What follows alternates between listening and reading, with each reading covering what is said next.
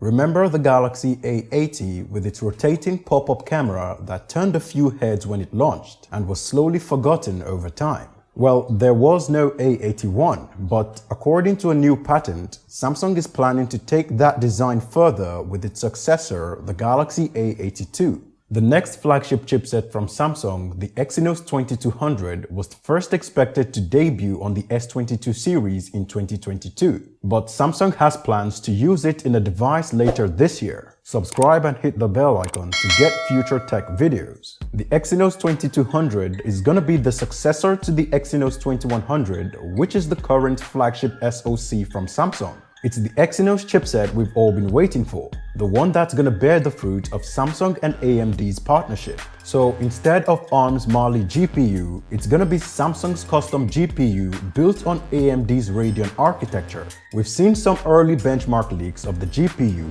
and it's really impressive. It was previously expected to debut next year on the S22 series, but according to a new report, Samsung is gonna use it later this year on a Windows 10 laptop.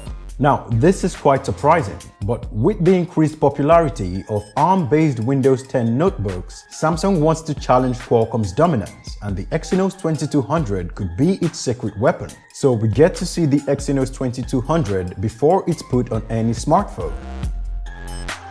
The Galaxy A80 had a unique pop-up camera design. Samsung didn't want to use the same mechanism that everyone else was using, so they made theirs stand out by making it pop up and rotate. So you could use the main camera for the selfie camera, which produced some really amazing selfies. Now, according to a patent, its successor, the Galaxy A82, could have not one but a dual sliding mechanism that reveals two things from each end. It slides at both the top and bottom and reveals the cameras at the top and a massive speaker at the bottom.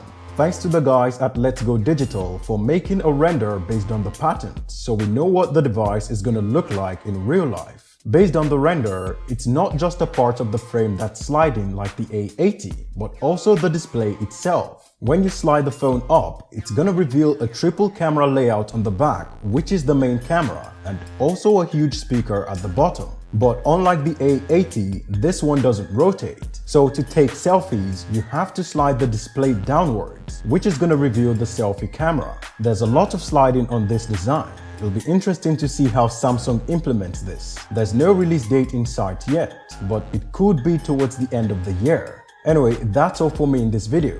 Thanks for watching, guys. See you in the next one.